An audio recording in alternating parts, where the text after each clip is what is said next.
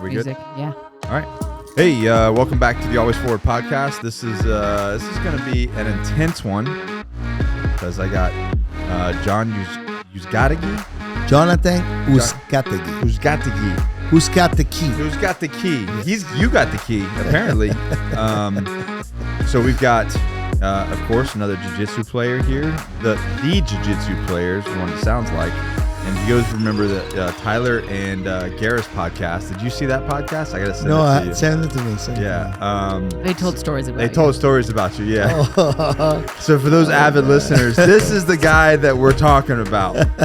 But the reason why I wanted to have you on is because of your background. Honestly, not because the jiu-jitsu is great. And we were talking about it a little bit off camera and off thing. But you're an immigrant to this country. Yes, sir. From Venezuela. Yes, I am. I tell people all the time when I meet him, I am an American citizen by choice, a Venezuelan by birth. There we go. Yes. Now I pulled up, and we're just going to get right into this because this is what people need to hear. I pulled up this thing by that David Harris posted, and it's just a picture, and I showed it to you, right? Mm-hmm. And it basically is, and for those of you listening and or watching, for those of you watching, we'll put it up so you can see it. But I wanted to ask you about that timeline because it's a really scary timeline when you start looking at what Venezuela was compared to what it is now. And you said you experienced that whole thing firsthand. Well, let me start by telling you the Venezuela at one point it was ranked number 4 in one of the richest countries in the world. We have more oil than Saudi Arabia. That's wild to even say that. A lot of people don't know these things, you know. So it is amazing that all the things that we saw happening in Venezuela now are here. So you were saying that they got their independence 35 years in one day. Yes, our Independence Day happened 35 years after the United States, and one day after. Our Independence Day is July 5th, compared to the United States. So I guess the founding fathers of that country. Yeah, well, the founding fathers, Venezuelan founding fathers, came to the United States, have a lot of ideas they took from here to my native country of Venezuela. The thing that we did different here, in the United States, you had George Washington that asked to be the king. He refused that idea. He became our first president for 2 terms. In Venezuela, we allowed the generals to be the leaders into the earlier 1960s. Okay. It's when we finally got rid of our last dictator. His name was Marcos Pérez Jiménez. Mm-hmm. And then we started implementing, a lot of people don't know, Venezuela was a constitutional republic with 3 branches of government. And one point, we also have 2 major political parties. One was called Acción Democrática, and that party represented all the liberal socialists in Venezuela. Mm-hmm. We also had one was called COPEI. That one represented the conservative Christians in Venezuela. So as you can see, very similarities to the United States. And because of that setup, because of that government, Venezuela thrived. It became the 4th richest country. It was in one point. You know, it was driving. It was a lot of people moving. See, in the 60s, right, in the 70s, we have a lot of people from Europe. Mm-hmm. They used to come to the United States in Venezuela because Venezuela was a lot of opportunity to open business. The economy was driving. It was a great place to be. Like you never saw Venezuelans at that point be thinking about immigrating to another country. We used to have probably our second homes here or in Europe, but we didn't want to leave our country.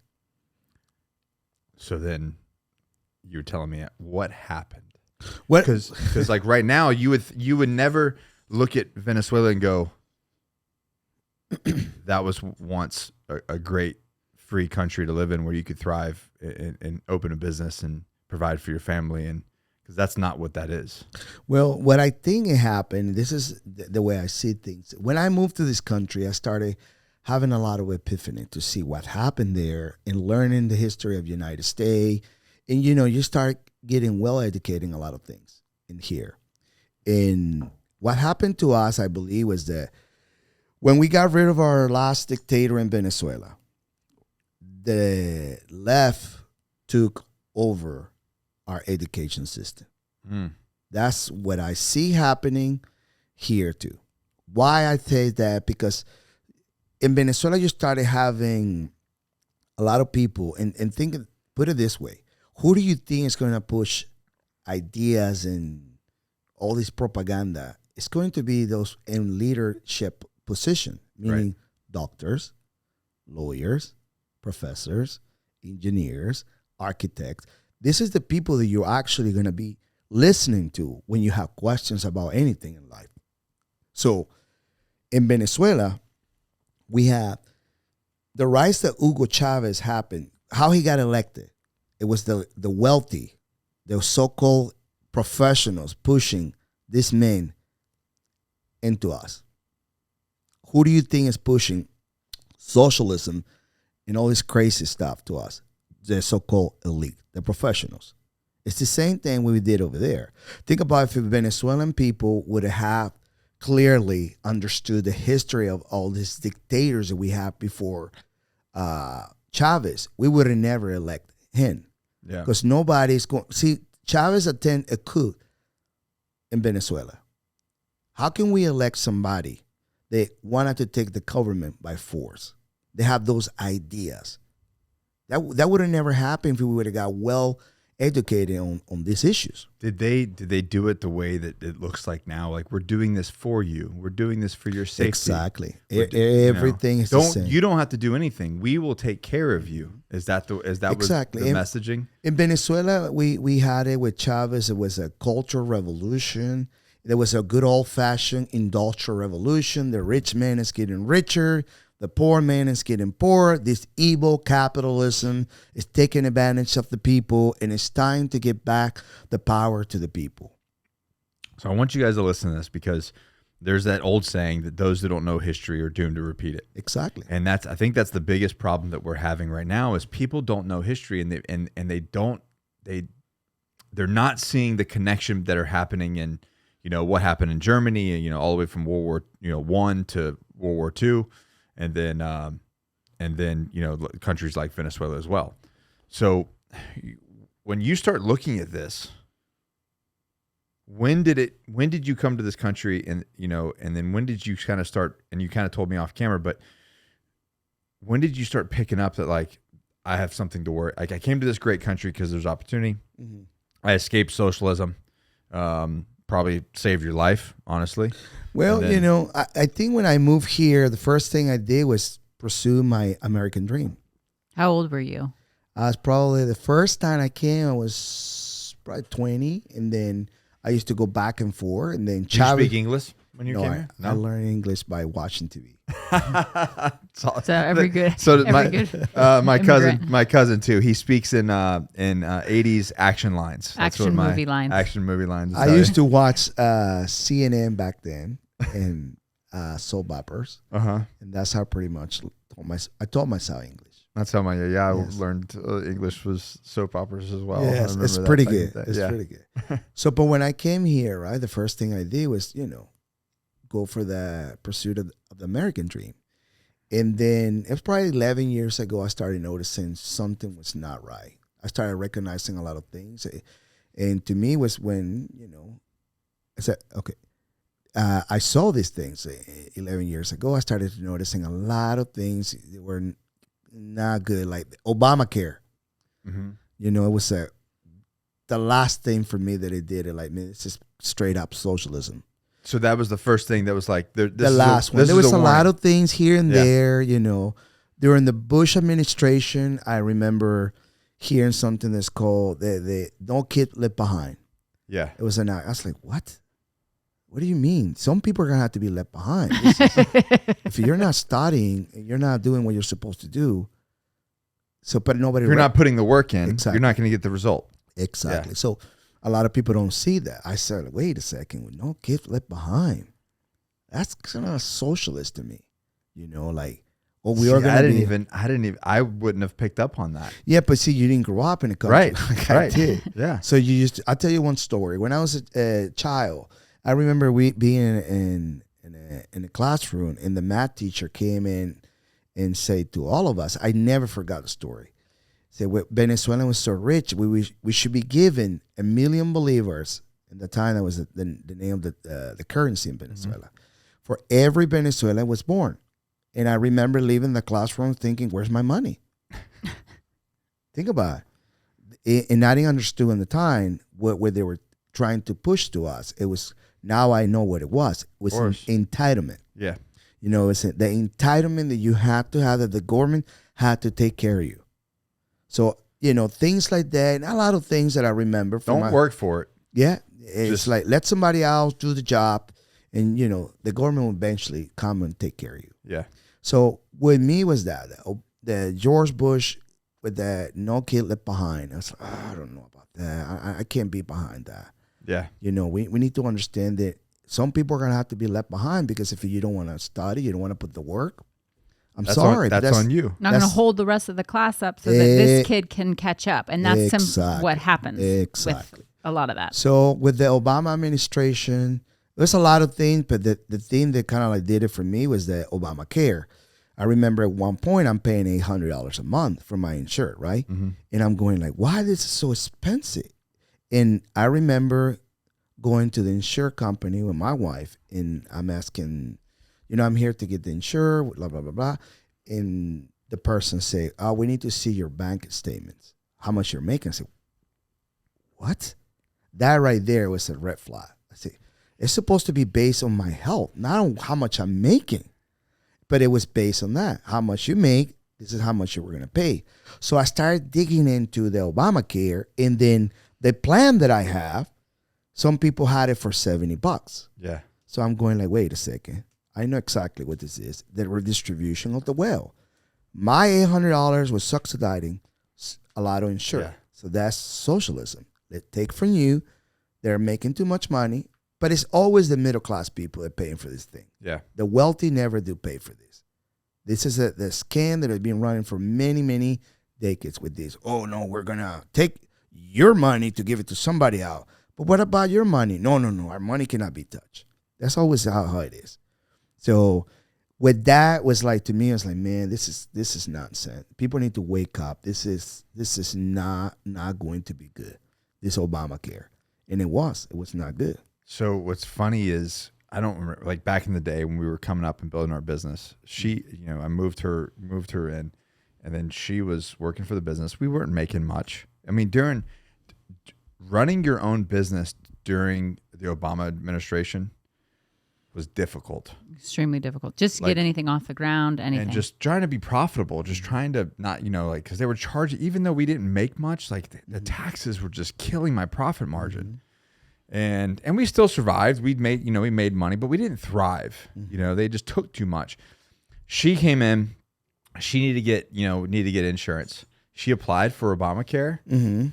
They did not. And at the time, I think honestly, just where I was at, because I moved here with nothing, and I was like trying to get myself set up. I think I was making like maybe $12,000 a year, and I didn't qualify because I didn't have any kids. But the purpose of that, let me tell you exactly what the purpose of that is: to make sure that you don't drive, that you don't try to progress. Because if you want health insurance, they are forcing you to make less to keep you in the poverty. They don't want you to be successful. They don't want you, because they want that dependency. They want you to become a dependent. We're going to reward your dependency. Exactly, your dependency from the government. So if I legally had dependents, like children, and I didn't have a father, then I would and didn't qualify. have a job. Right. If she didn't work, she would have qualified. You get reward. Yeah. That's socialism. That's how they do it. They have to, destroy everything. The health industry, like the BA. Yeah. The BA should be what I believe a good example how it will happen. It'll all be. It's a good example. I tell people all the time. They're like we should. I hear people like, oh, we should have socialized healthcare. Look at the BA. Human beings deserve healthcare. This and that. I'm like, listen, buddy, we have socialized healthcare. Go talk to any veteran and ask them how their healthcare is. It's horrible. Yeah. You don't want that. I'll tell you how I always, when I have this discussion with people about these things, they want Medicare for all and all this. I said, let me tell you how this go. Do you understand what the first party purchase is? No. The first party purchase is when you buy something for yourself, you're going to look into two things: quality and price. Yeah. Right? Okay. The second party purchase is when you buy something for somebody else. Okay. You're going to look into the quality and price to you might not spend too much money. Right. Depending on the person. Depending on the person. Yeah, right. But if it's somebody that you care, but you're not, you're still going to get middle, yeah. But you're going to be like, easy on the price because that's not for me. Yeah. But I know the person, so I'm going to. But this is how the government is. They'll become the third party purchase. When they're buying something that they're not using their money, they're not going to use the product. Do you really think they're going to care about the price or the value of the whatever product is? No, they're not going to care. So this is how you bring the analogy to people to understand. They don't care. They're going to use somebody else's money for a product they're never going to use. Buy in bulk.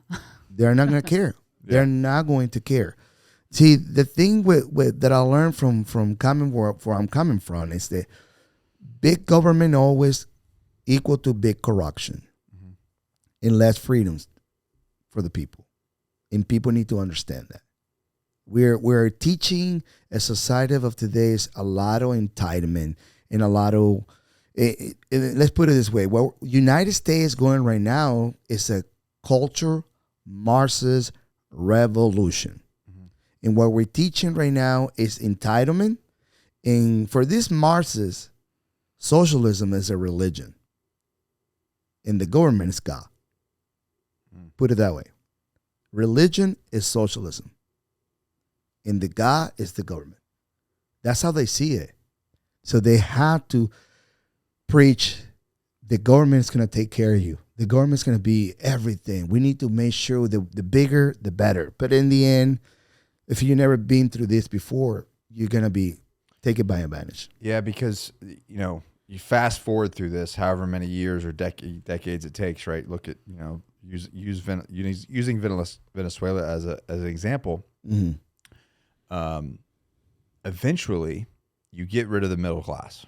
This will get rid of the middle class, right? Mm-hmm. They continue down this road, you get middle class. Middle class is the one that pays for everything. Mm-hmm. We're the ones that, all of our tax money, everything that happens in the country comes from the middle class. The ultra elite's not going to, they're going to. Well, this is something that we need to understand. Who do you think, if it's something go wrong, is always fighting? The poor people don't have time to fight.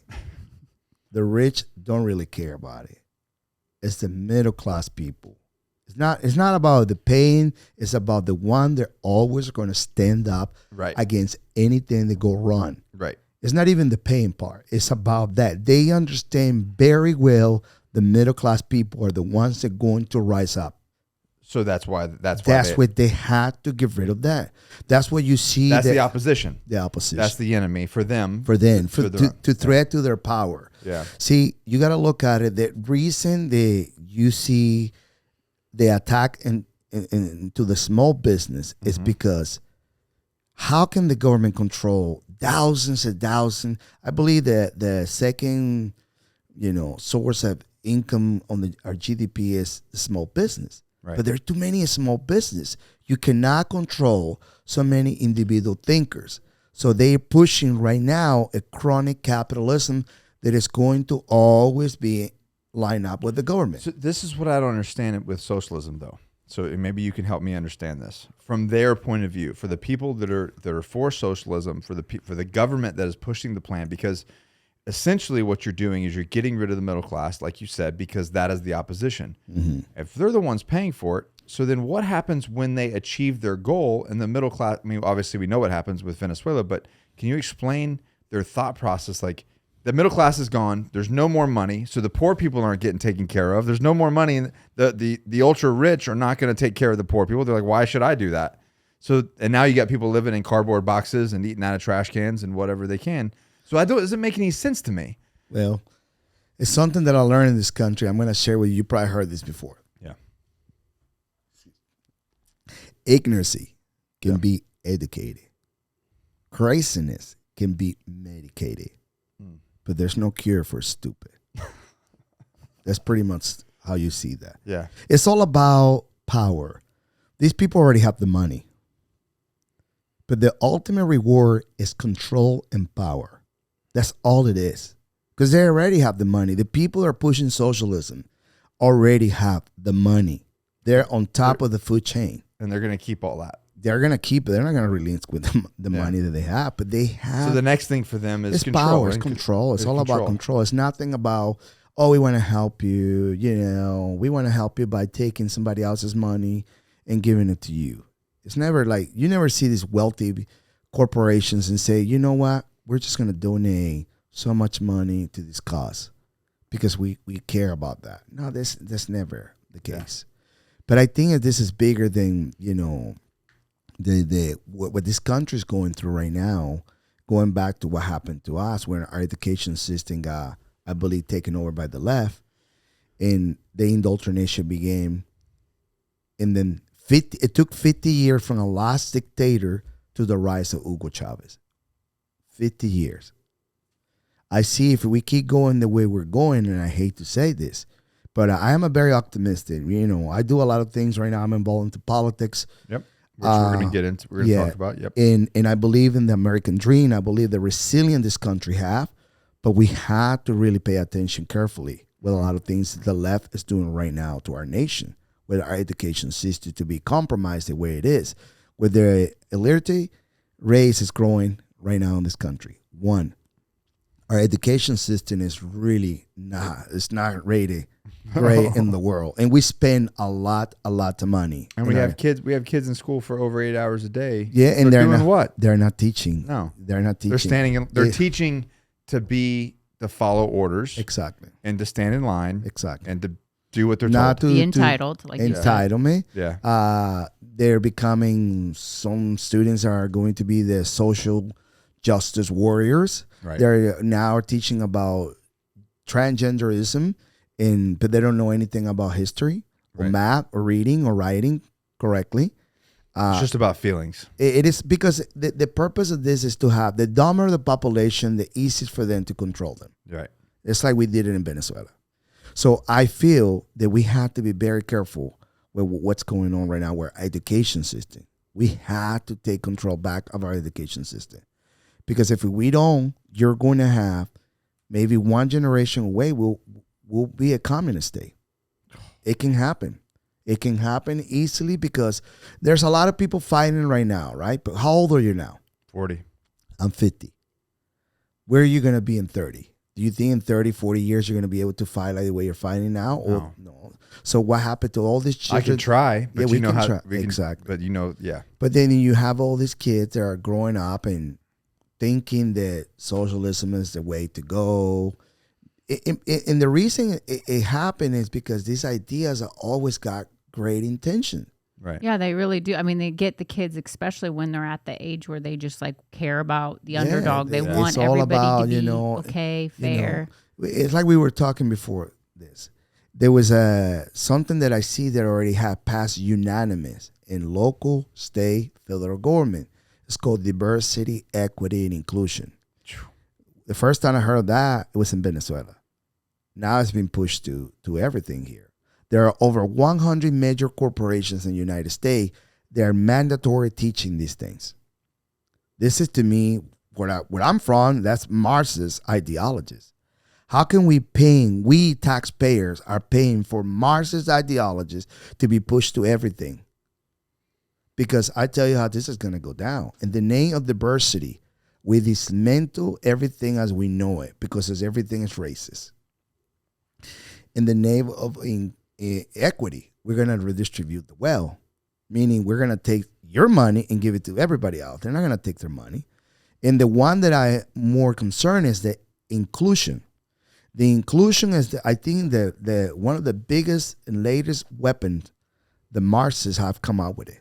And it's, how can we twist the mind of all our children using the sex education?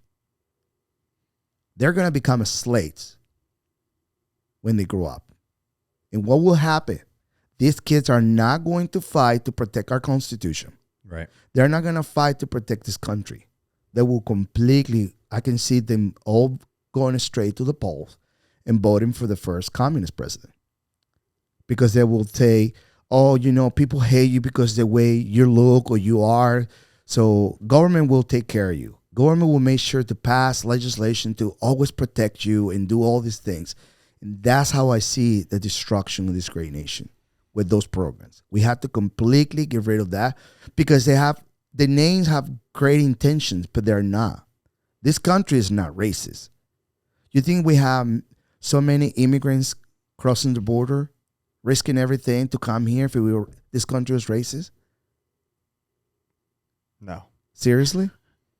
Like if this is a racist country, why would you come here? Exactly. You would have prejudice against you, Exactly. and you wouldn't be able to achieve the American dream. Police are not hunting people down on the street. There's no police officer that jump in their cars and say, all right, let's see how many blacks and Spanish I'm going to get today. Police they're not even doing their job the way they used to do it this day. Yeah, talk to me about that. Well, I talked to a lot of law enforcement, and it's scary. They're afraid to do their job because they don't know if they do their job, are they going to be fired or be put in jail or sued? Think about that. It's scary. Police officers right now are not being proactive the way it used to be. And I don't blame them. We have the majority of the people, the conservative movement, sometimes, and this is a call for everybody. You need to be more loud when you express yourself about the support of the police, of the law enforcement. Yeah, I see sometimes people going, I got your back. That doesn't help. We have to be loud and improve our law enforcement. Did we have police officers in the past that have done something bad? Of course. There's bad doctors. There's bad lawyers. Politicians. Bad politicians. Yeah. They're more bad politicians than anything. But you see what I'm saying? So the reason that I see this happening, as we were talking earlier, and to me, the whole purpose of this is demoralizing our police in pushing ideas like defund the police. Now they change that. It's no longer defund the police. What they do, they advocate money that was supposed to go for the police forces to something like, we have programs in a lot of counties, they're called diversity equity officer. So instead of giving money to our police, we're advocating that money to this program, social workers. And that feels familiar to you. Exactly. That's defunding the police. But they just don't label it like that to kind of like have people not thinking anymore about it. The reason you're doing that is what we did in Venezuela. Let me put it to you this way. Crime is going to rise up. You're going to see your local law enforcement not able to handle the crime.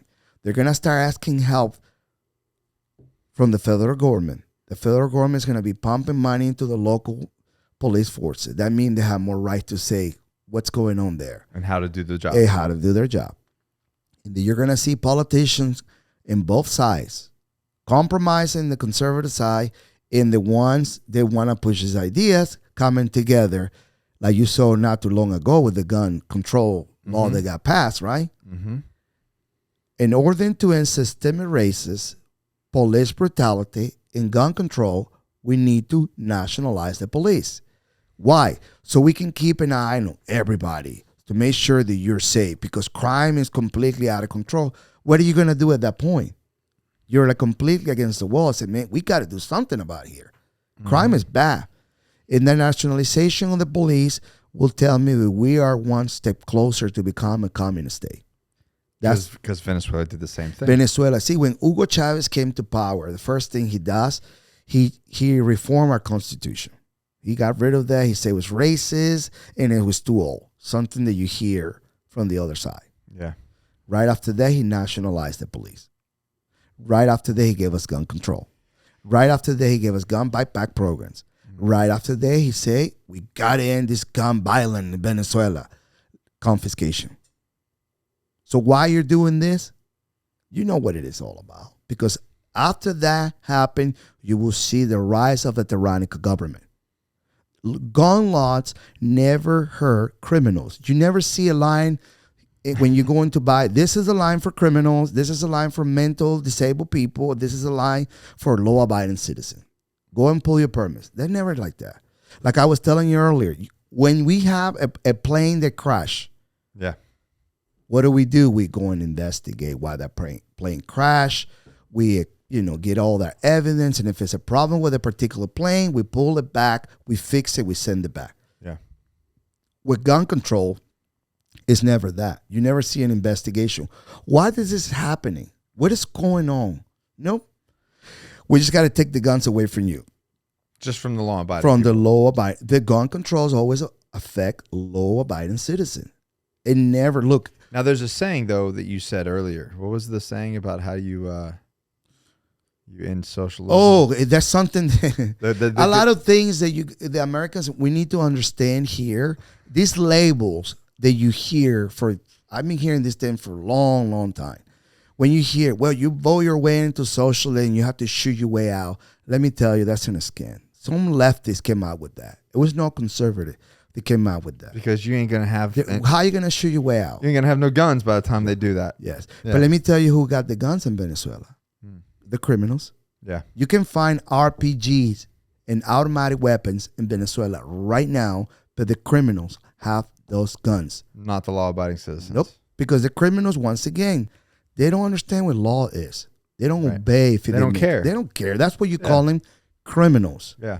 So that's the same thing that I see happening here. Like, nobody does. Okay, let's talk about why that we having all these shootings in the school. Yeah. Is that a mental problem that we have that we need to address? No. They just put their blame right into the guns.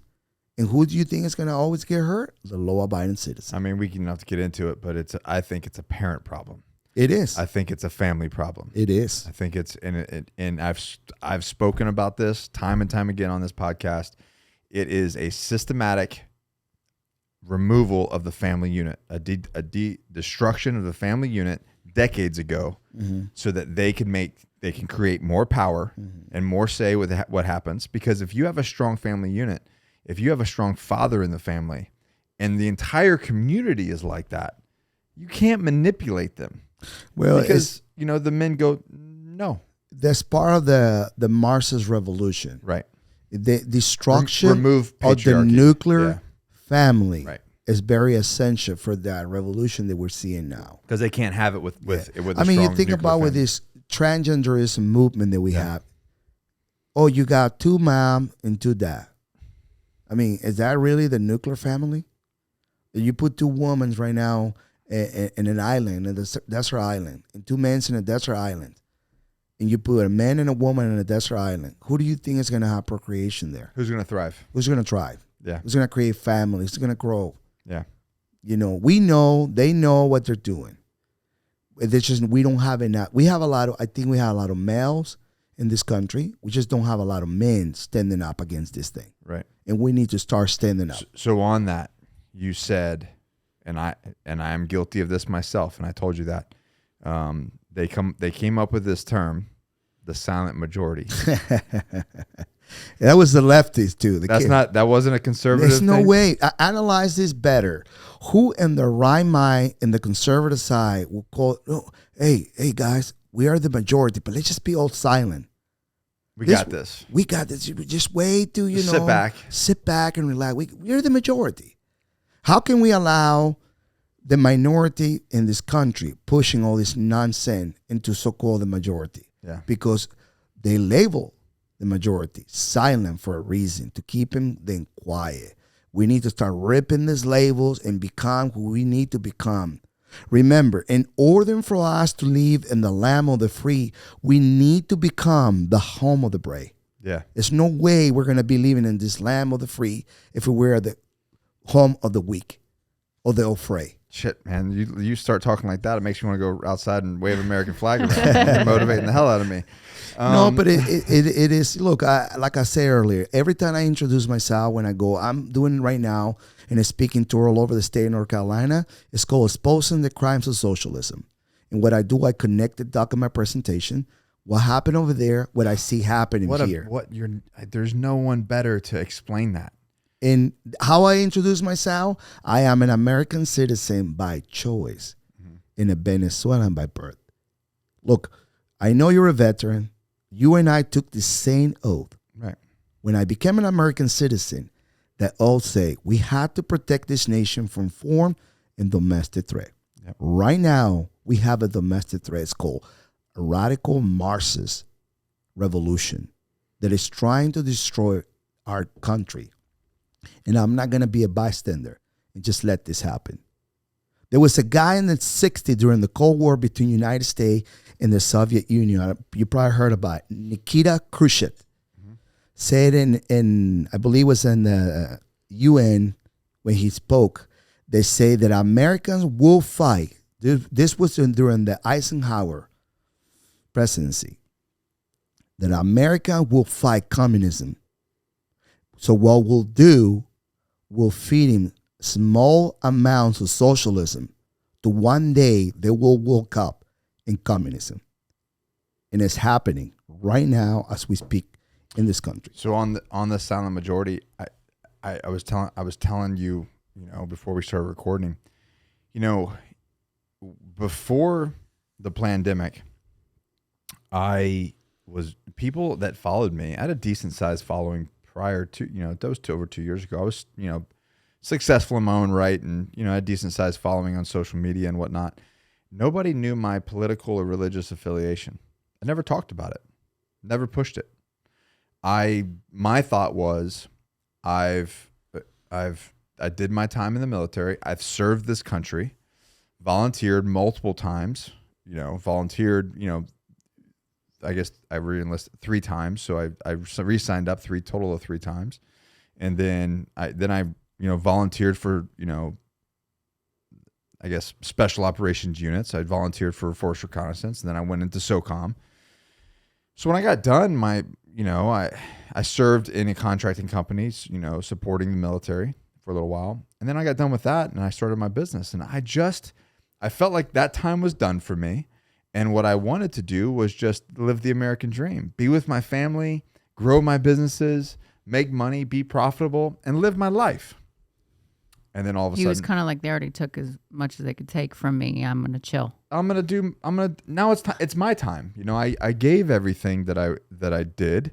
Now it was time for me to enjoy what everybody else was enjoying while I was giving, the freedoms you fought for. Exactly.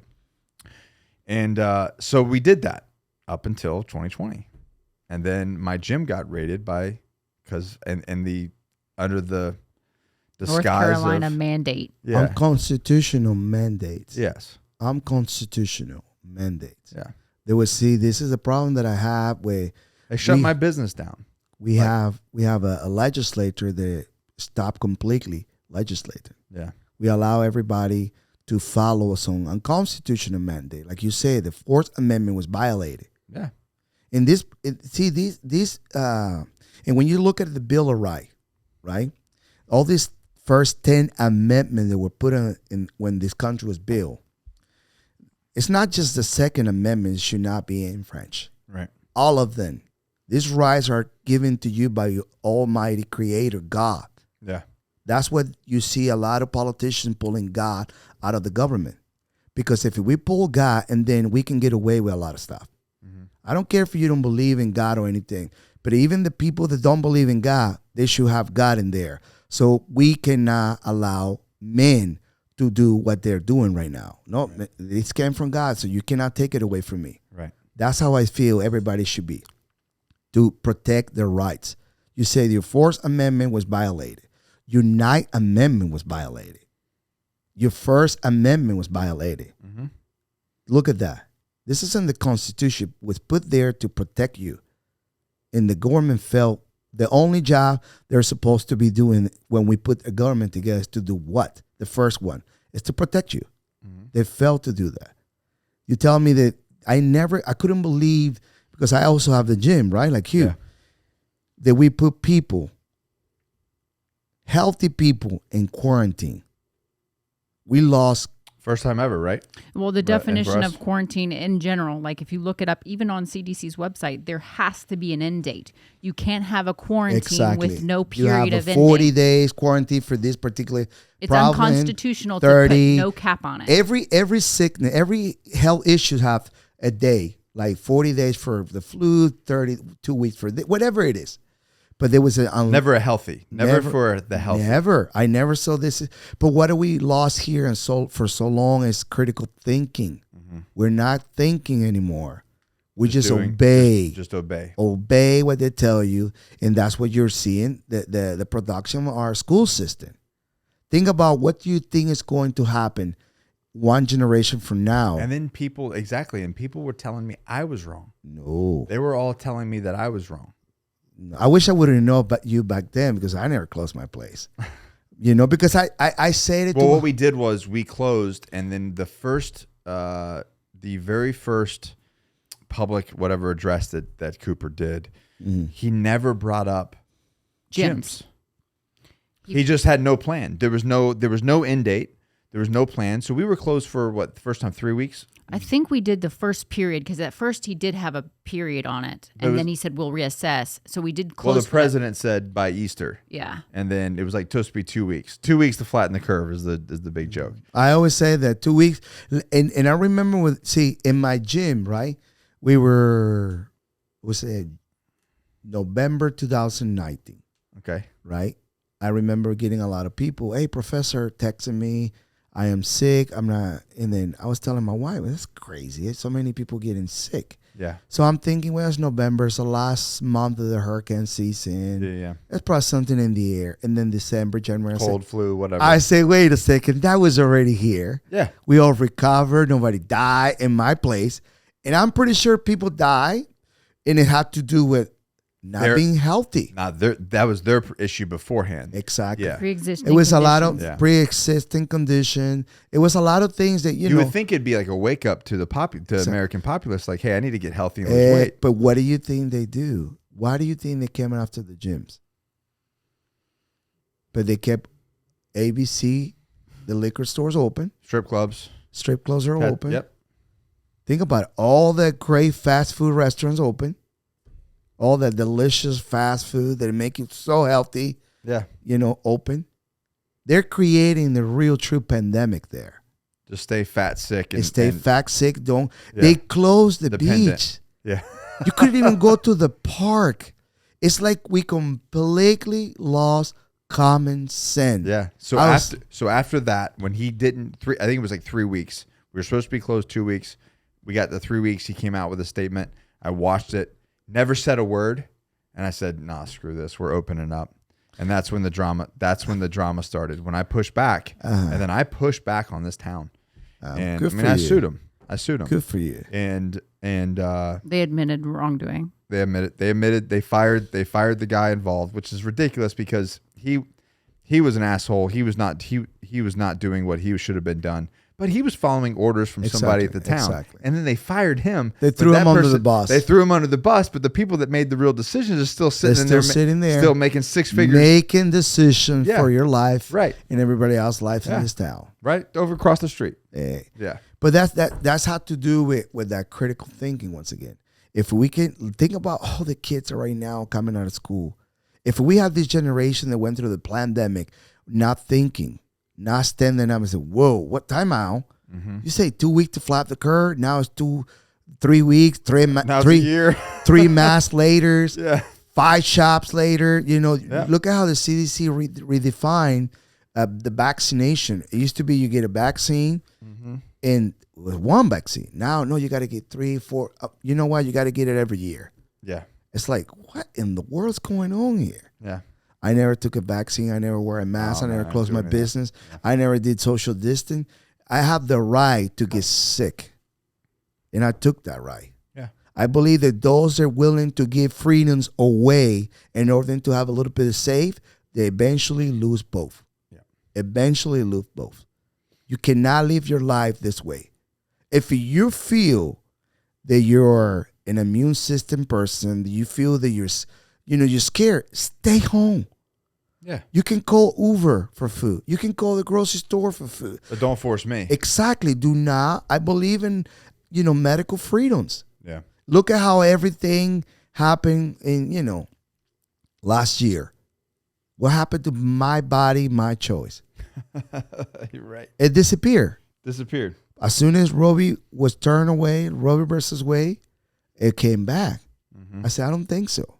There's no more my body, my choice. Because last year, we couldn't say my body, my choice. Oh, no. There's no, that doesn't fly anymore. It's for the good of everybody. It's for the good of everybody. I don't think so. Yeah. So if we're going to you're just going to cherry pick whatever you want. Yeah. And that's when we, the so-called silent majority, need to wake up and say. Well, that's what you kind of said it in a way. I was super quiet. I didn't bother anybody. I didn't get involved in You government. got programmed, my friend. Yeah, you've been of course. in a lot of great American citizens like you being programmed for so long, and that's what I'm doing when I go places. But ripping the label. But you said something, and they're this is what they're scared of. What they did was they messed up because, you know, it backfired. It backfired because what they did was they took a person who wanted to be left alone.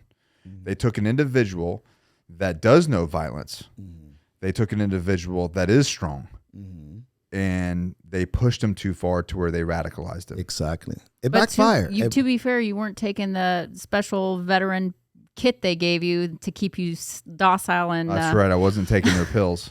They give you the subsidized government care package for the VA. No, tell me a little. No. So I'll give you my book that I wrote about leaving the military and the 7 stages of transition. And, you know, it's basically it's when individuals lose their identity. You know, with veterans coming home and they, you know, or if somebody, you know, has a job, they do this certain thing. You know, say you're a jiu-jitsu guy, and then it's all you've done since you were 7. You know, and then you know you're 35. You've been doing jiu-jitsu for 20 years, and then you break your back. You can no longer do jiu-jitsu for the rest of your life.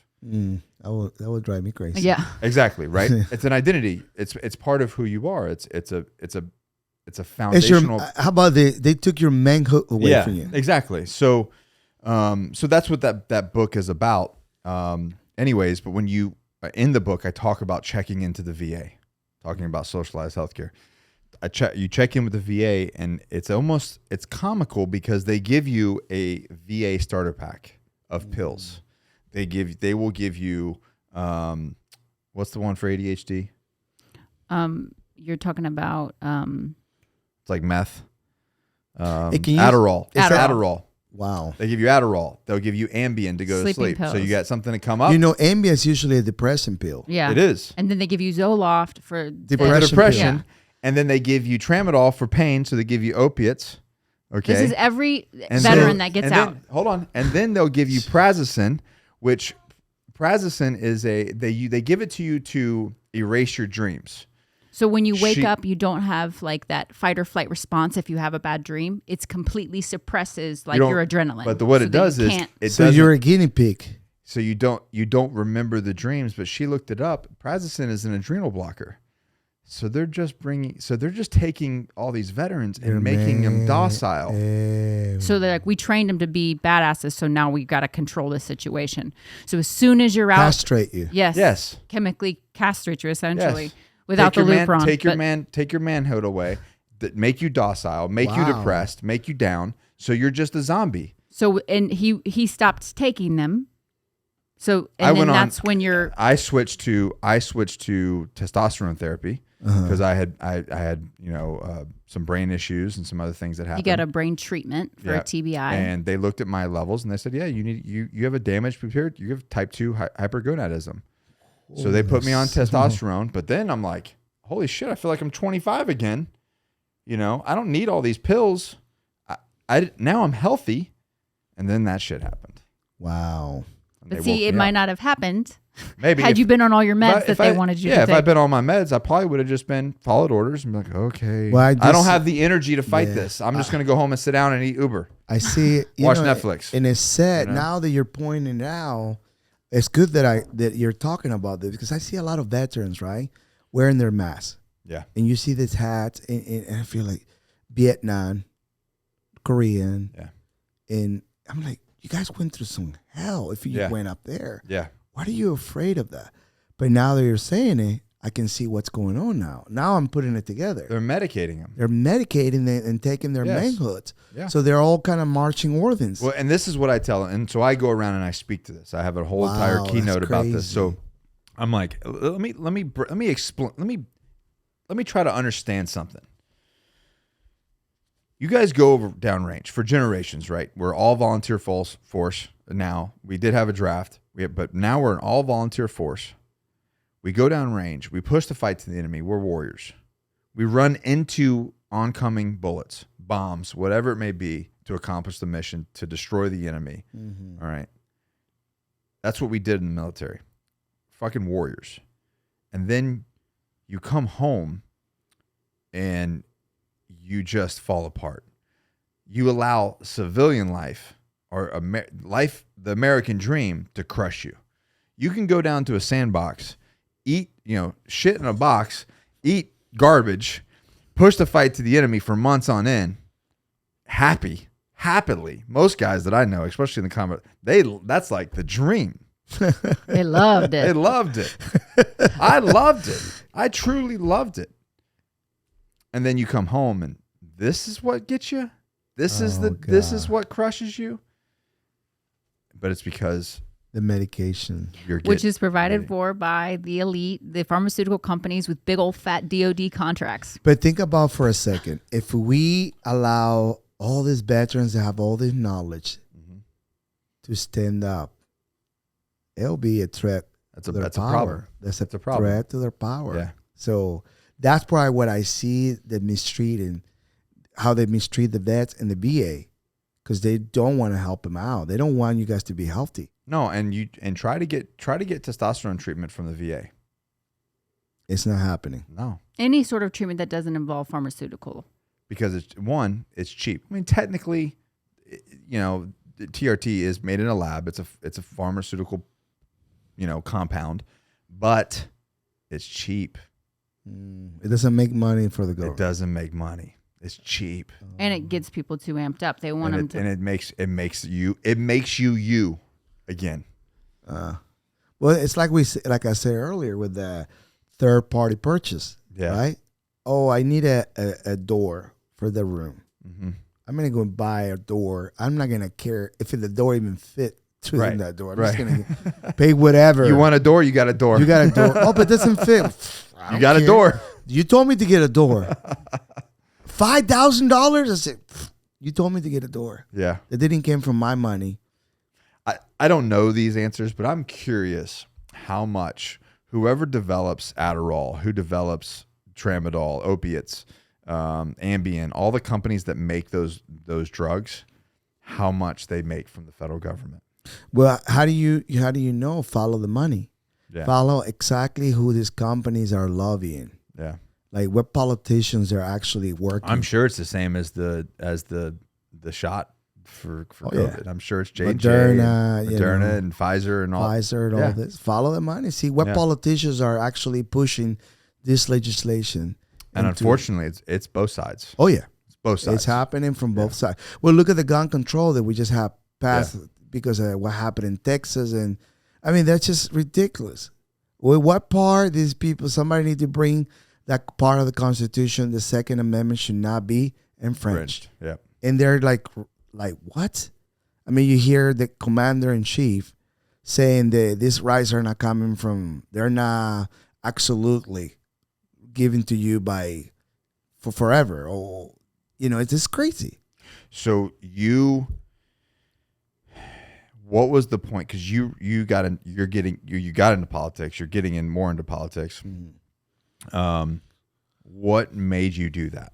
What made you want to get into politics in the state of North Carolina? Well, there's too many things. Elections, how the elections went this past election in 2020. A lot of things that I want to ask you about that. So let's stop right there. The 2020 North Carolina election. Our governor completely destroyed the state about 6 months before the election. Mm-hmm. I mean, he destroyed North Carolina. Mm-hmm. He destroyed the middle class in North Carolina. And then he didn't even, this is Nick's words. Okay. I'm going to be very clear. This is my words. He didn't even campaign and won. When all the other people on the ticket, all the other Republicans won, the presidential, the state won as a Republican state for the president.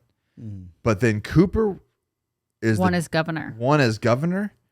Can you, from your point of view, can you explain that? Because I don't understand how that happened. Well, it's something. It's a $1 billion answer there, right? Yeah. Think about something like that's what we used to see in Venezuela. You have all these people campaigning for the opposition against Hugo Chavez. Chavez will come out the next day and say, I won. There's a lot of things, that they're questionable there. Like you just say, Mark Robinson, if you look at how many votes Mark Robinson got as a lieutenant governor, he almost got as much as Cooper. It was close. Like if Mark Robinson would have ran for governor, he probably would have won. If that's the numbers. Dan Forrest was everywhere. Everyone was talking about him. Yeah, Ron Forrest, Yeah, everyone, everywhere I went in North Carolina, I was like, I'm like, Cooper destroyed the state. Now you've got this guy talking about coming in and helping everybody and actually writing the state back to where it normally was before Cooper. I'm like, this is a done deal. Trump wanted to stay. Right. Mark Robinson won. I mean, this is a done deal. This is Paul Newby won the Supreme Court. Right. I mean, this is a wrap. I was like, I guess it sucked for the last 6 months, but you know what? This is good. This is a wrap. We're gonna put these people back in power. He's gonna fix everything, and then we're gonna be good. And then it came out. I was like, I don't understand. Is there? This is what I was curious about, because I'm like, is it a thing where maybe people didn't really understand their whole ballot and they only check off one thing on the ballot? So I don't. It's just like maybe they voted. I'm calling bullshit, man. Yeah, it is. It's bullshit. It is very questionable. I'm going to say it. I think he stole it. I don't know how he stole it, but I think he stole it. Yeah. And I don't know. And I'm not smart. And I'm not smart enough. Right. It's the same same systems that they used in Venezuela. In Venezuela, right? Yeah. The Dominion system. Yeah. Well, I got to tell you one thing. We need to start re-educating how we think things. See? I look at it that this is also another tactic of the left for many decades in this country. Think about this. We are programmed here to go and vote in the midterm election and presidential elections. Mm-hmm. That's being also another scam from the left. We have to understand politics in the United States. We need to start taking back our local government. Right. That's where the real politics begin. That's ones that affect you the most. Every day. Yeah. But who oversee your elections? You think it's the counties. Right. The counties are right there. And you go to, I travel right now, we've been going probably over 30 counties in the state of North Carolina. The cities are in control of the Democratic Party. The counties are in control sometimes of the Democratic Party. What does it tell you there?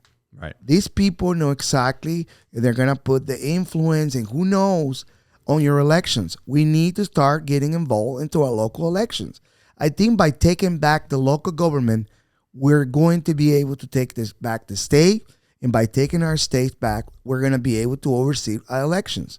There would not be so much shenanigans in our election. There'd be, irregularity things in our elections. So you're saying that's a way to potentially fix voter fraud and things like that. Exactly. We have to think about it. I want you to ask people that they're conservatives, how they vote. And ask them when was the last time you voted in city council? Right. Last time. Okay, but when was before that? Whew. I can't be on. I don't know. County commission. Not much. School board of education. Mm-mm. So see what happened? Once again, the left have been programmed the right or the conservative side to do what the left want them to do. Let us control your city. You got played. Let us control your county commission. Let us control your school board of education, because that's where the real politics begin. Yeah. And that's what I'm doing right now. I'm trying to educate people in the state of North Carolina. We got to take back all this county commission, city council, school board of education. So by then, we're going to be able to have exactly what we want in the state. By doing that, we're going to be able to send the right people to D.C. And see, that's what I want, because I'll be honest, and I've said this publicly, I'm from Florida. I'm a Floridian. I came here because of the military, and then I stayed because of family and businesses and things like that. I love Florida. Everything that's going on makes you want to go back to Florida. No, but they don't do it. That's what they want you to do. Yeah, run. Look, I'm going to tell you this. I already put so much money, my own money, into what I'm doing. Mm-hmm. It's over 50 grand that I'm dumping in what I'm doing. I could easily be using that money to do something else. For yourself. Exactly. Yeah. I have a nice property in Fort Myers, Florida, that I promised my wife that we were going to go. That's our spot. Too. That's we like it there. We were going to retire in Florida. Yeah. And I say, why am I doing this?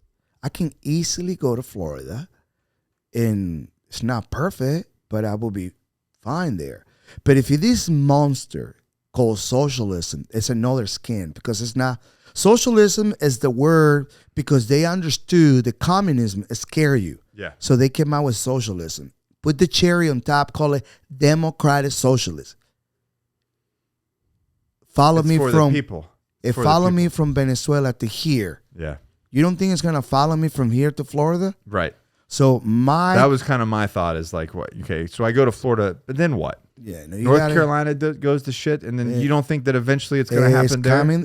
They're fighting. Look, go to Florida, and once again, find out who's in charge of Miami Beach. You think it's Republicans? Nope. Nope. Fort Lauderdale, Hollywood, Hollywood, Broward County is a very liberal, Jacksonville, very liberal. Orlando. agenda. Yeah. You want to go? I'm telling you, this is the program that the left have done for so many decades to us. Oh no, you just got to vote for the primaries and the presidential elections, and your problem's gonna be taken care of. No, it's not. We need to reprogram everybody. Reprogram the loud majority that I call now. We gotta take back our country. How? Let's take all these county commissions, city councils, the school board of education, the sheriff department. By doing that, local action create national impact. We have to start understanding. We have to start educating in these issues. Otherwise, we're not going to be able to have a nation. No, and we won't have a nation for our children. And I tell people all the time, look, and like I say, I'm not trying to be a pessimistic. Look, I would not put that money. I have a very successful business that I put so much hard work to put together. I have one of the best. In one point, I don't know, whenever you get a time, look me up. My gym was at one point one of the best facilities, probably top 10 in the East Coast of the United States. I have showers, a state-of-the-art gym, the best mats in the market. Some good people came out of that gym, yeah, too. some good people came out of that place. Yeah. I mean, I have everything I wanted to. I was living my American dream. Yeah. But I have left all that behind, risking everything, because I know what's going to happen here if I don't do it, if I become a bystander and I don't do something about it.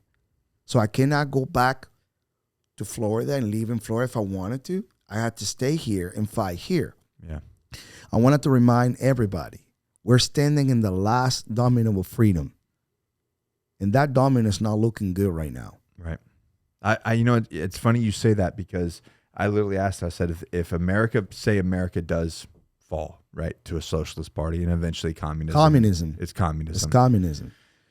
Where are you going to go in the world? Exactly. That's where I was going to go to. Where am I going now? Nowhere. There's nowhere else to go. Exactly. That's what I was getting ready to say. Where am I going? This is how, every time I go places, I say, if that domino fall, where will all go? Canada? Nope. Not anymore. Not anymore. Mexico? Nope. They might be a little better off. No, Mexico's now. See, we need to understand what's really, really going on in the world right now. We have countries in South America that are falling one by one to communism. Brazil is the last country over there. They're fighting against this idea. China is putting so much influence right now in that country and in all the countries in South America and the Caribbean. If Brazil fell, United States will be isolated from the free. So this isn't just a war against the people of America. This is a world against freedoms. This is a world. This is a world plan against individual freedom. It's communism. And I believe behind this is China. Yeah. China. Who do you think is Russia? Russia's economy is not that great.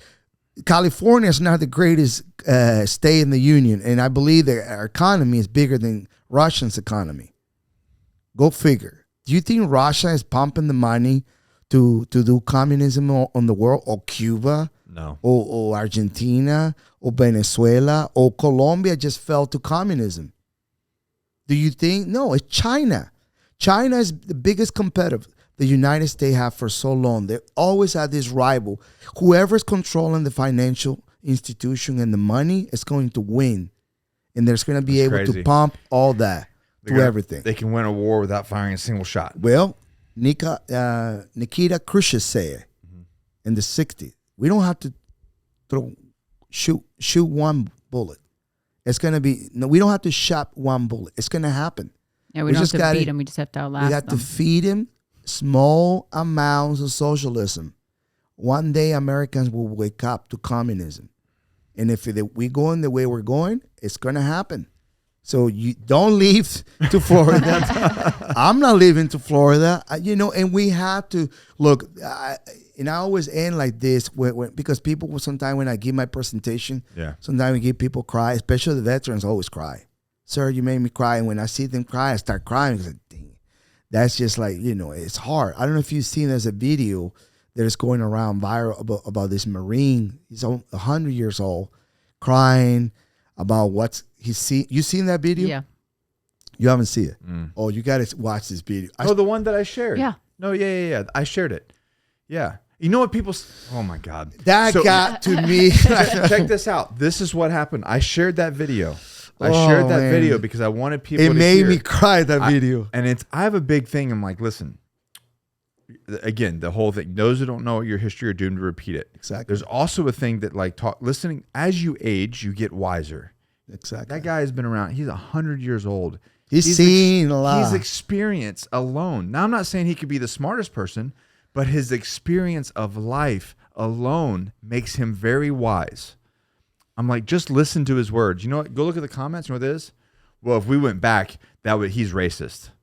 Oh, everything. If we go back, everything is racist. Everything is racist. I'm like, he's not talking. I said, first of all, if he's a vet, guess what? He probably doesn't care much about race because when bullets are firing at it, you don't really give a shit. Who's next to you? As long as they got your back. That's all you care about it. So I always say this thing, and listen, in the Marine Corps, in my world, there's only one color, green.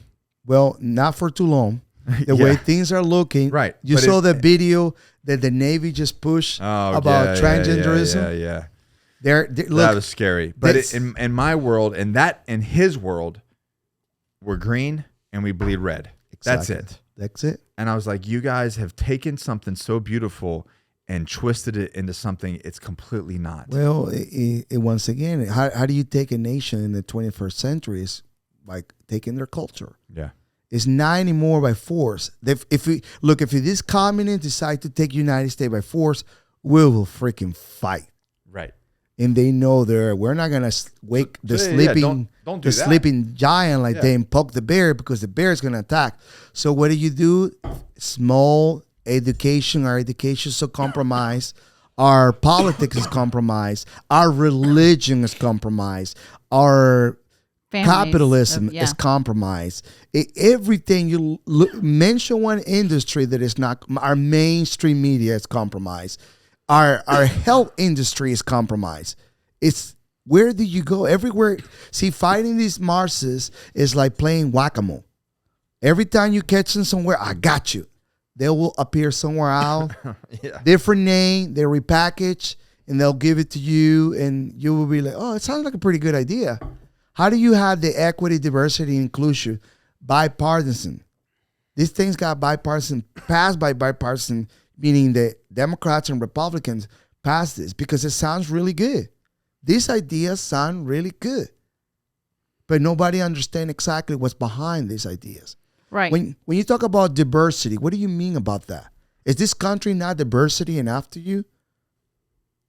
You can come here from any country in the world and be exactly. successful. I'd say you're pretty diverse.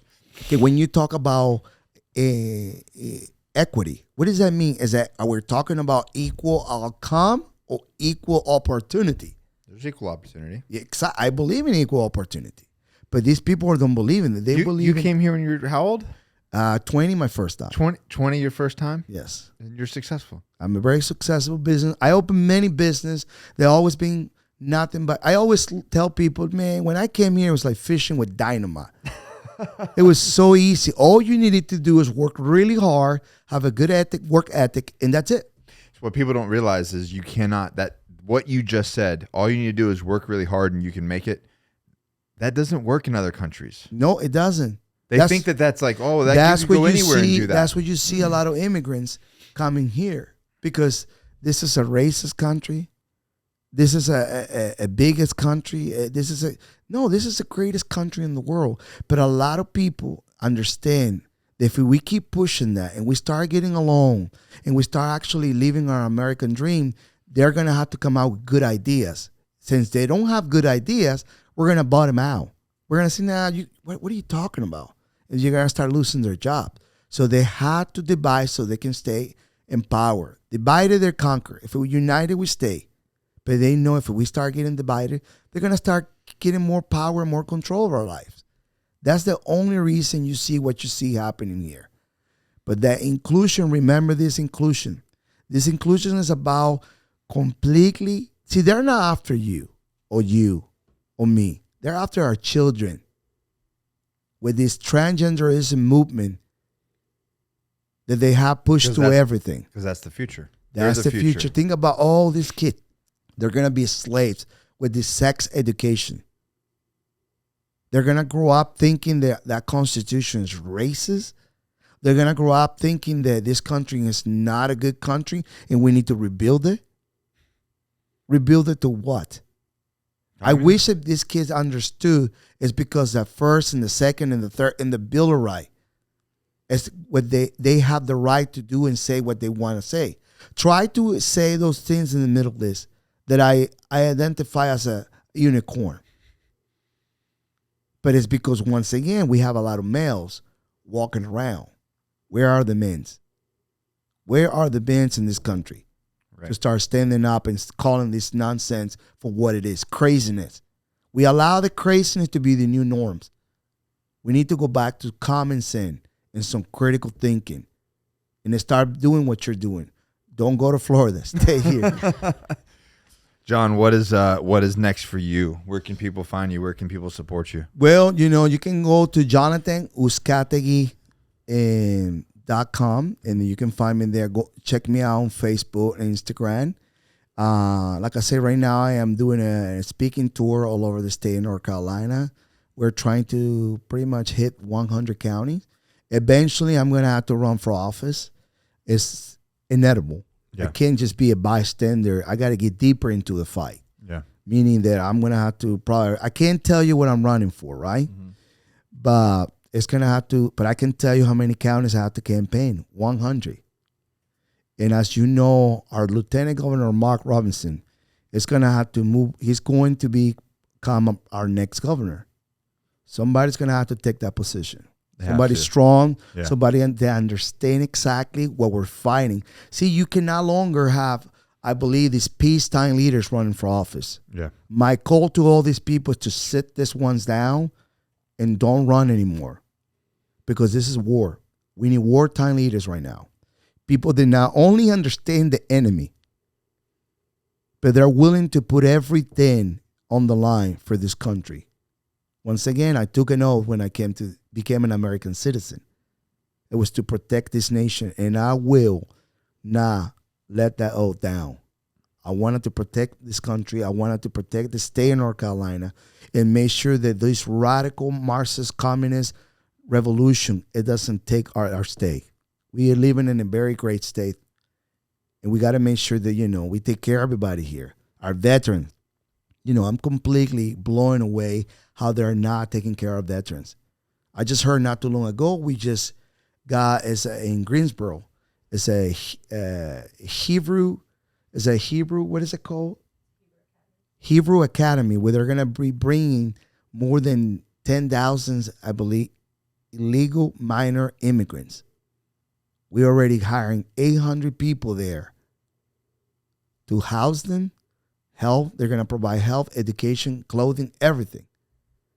But I hear stories from when I go places about the veterans that they're not able to see doctors. Mm-hmm. They're not supposed to. We're going back before they signed what was the law that they signed? The Mission Act. Mm-hmm. When you're supposed to be seeing somebody in 20 days. Now they're going. It took me 6 years to see a neurologist for my head. Is that? But then we're throwing all kinds of money to other countries. And we're not $40 billion. Exactly. We're not taking care of the veterans of this country. That right there, it get me so angry because I feel like, man, these people put their lives, their family on the line to serve this great nation. And this is how you're going to treat them? So you got more money for illegal immigrants? Hey, look, I am an immigrant. But I also came here legally. And I'm not saying nothing about illegal immigration. I'm not against anything. I'm up for helping everybody if I can. But we got to take care of ourselves first before we start taking care of people from other countries. This is not an insanity here. That I don't see that our veterans are not well taken care, and that really aggravate me. Everywhere I go and I talk to veterans, and they tell me their stories, and I'm like, "Are you serious?" Yeah, man, I haven't been able to see. Look what you just say. 6 years. 6 years. But that's what happened when you allow the government to become involved into something. What do? They don't even know how to spend our money. They don't even know how to spend our money. I wish at least they know how to waste our money, but they don't even do it. It's like they completely throw it into the trash every time they get our money. So we need to make sure that not only that we put somebody in office in the state of North Carolina, in any office, running for county, city, people that really care about our communities, people that really care about no longer the parties, about the people of this great state. That's the way, I feel, And it's going to have to, once again, the people like myself to be rising up to the occasion because, if you get up there, call you racist because you're white. I think, to be honest with you, I hear a lot of systemic racism happening in this country, right? And I always tell people, systemic racism, wait a second, if you look at it, I can go and apply for, benefits because I am Spanish or somebody black, but you can if you're white. So you tell me exactly what systemic racism is. That flips the script, doesn't it? Exactly. So we need to start pointing the finger in the right direction. Right. But why this is happening? Because nobody, once again, where are the men in this country? Everybody's so scared. Oh, I don't want to say this thing or that thing because it's going to hurt my political career. It's not supposed to be a career. It's supposed to be when you become an elected official, serving your community. And we got so far away from that. We got so far away from God. We need God back in our country, in our government. You think who came out with that idea, separation of the government, the church and the state? You think it was a conservative? No. That was a leftist because by doing that, you start desensitizing people. Right. And then everything go. How can we celebrate it? Look, I got nothing against anybody. You can be whatever the heck you want to be in this country. But we celebrate Pride Month, but we only celebrate 4th of July one day? Is that not crazy to you? Mm-hmm. That we got 1 month to celebrate Pride? Your sexual orientation. But we wait all year to celebrate Freedom. the birthday of this nation. One day, and that's it. It's gone. It's ridiculous. Yeah. We allow politicians on both sides to compromise a lot of our principles. How this country was built. The principles this country was built are disappearing little by little. And as they go, our freedoms go. That's the way I look at it. Well, it's accurate. And you've seen that over the past 2 years. It's just like you said earlier. They're not even hiding it anymore. Now it's in their face. The good thing now is that they're not hiding their intention. Right. I like that what they're doing now is right in your face. So now we're able to know exactly who is our enemy. Right. Before you're like fighting, okay, who's going to be who? What are they going to do next? Right. No, you know now. They're coming after our guns because the next thing is our coming freedom. after our speech. Exactly. They're coming after our speech. Yep. They're coming after our guns. They're coming after all our freedom. They're trying to dismantle and destroy the small business because they want now to push that it's even worse than communism, a chronic capitalism in this country. And the plan, let me show you. Look, let's close all the small business, but leave the big guys open. Got to keep that tax state revenue. Exactly. Going, right? Think about it. I could have easily teach jiu-jitsu in Walmart, or in Sam's Club, right, or in Home Depot, or the ABC store. At the ABC store, because everybody was there. Yeah. So I just bring my mats there and teach jiu-jitsu there. I used to joke around like that. I'm going to start teaching jiu-jitsu in Walmart. Why? Because everybody's there, right on top of each other. It's open. Exactly. Right, but not the churches. Yeah, in right? the church. Yeah, no, not the churches. Those are closed. If you heard what I said earlier, how everything is compromised, I said our religion is compromised. Mm-hmm. Why? You have all these pastors and all this, and I'm not calling people religion individually, but how can you allow that to happen? Right. When you're a pastor, you're supposed to be a sheepdog. You protect the sheep from the wolf. You don't leave the sheep to the slaughterhouse. Right. And that's what I saw with a lot of the churches. They didn't even question. Okay, let's close tomorrow. Boom. What? And everything is open, you're closing? You could easily have your service once again in Walmart. That's what my dad kept saying. He's like, I'm just going to go up to Exactly. Home Depot. But her parents are preachers. And he refused to close. He was like, Well, no, good for him. I don't care. Good for him. But that's something that I see there. Our church, when I saw our churches close, you don't understand. I was like, man, we're in serious trouble when our churches are closed and everything out. Notice I have people, friends of mine, they sell wine. And they were telling me, Jonathan, we're selling in a week what we used to sell in a month. This is what people were telling me. We're selling, we cannot even keep up what we were doing, our jobs now. Why? Man, we're selling what we used to sell in 1 week. In a month, in 1 week. People were just drinking. Think how much money the state made. Yeah. That's what because we're an ABC state. So I was like, I don't understand why this is allowed. I kept saying, like, why are all the liquor stores open? Why are all the bars still allowed to be open? Like, I don't understand. And everybody was like, well, if all these people aren't allowed to drink alcohol, they'll have to go through detox, and then the hospitals would be flooded. I'm like, what? No, it's because the reason is because we're enabling these people to be alcoholics. No, the reason is because if you stay clear, you start thinking. Yeah. If you stay completely clear, you're going to start thinking about it and say, wait a second, well, what's going on? There's been more than 2 weeks. They didn't say 2 weeks to flap the curve. Mm-hmm. But if you're all wasted, I knew a lot of people that all they were doing was drinking. And all the printing of the money like we did in Venezuela. Mm-hmm. We print the money like they were printing now money. Chavez started printing money and devaluating our currency. What do you think is happening now? Where's all this money is coming from? They were giving so much money to people. They were paying for people to stay home more than going to work. We couldn't hire anybody. Everywhere I went, it was like that. Oh, we can't hire people. And then the unemployment office was receiving a lot of people filing unemployment. And they needed to, you know what they were doing? They were applying for jobs. And when you call them for the job, they didn't reply. I had when I was doing interviews here for our business, I had, 50 plus people respond to job applications. And I had over 35 people not show up. Because they were getting. They just had to show that they tried or they applied or. That's socialism right there.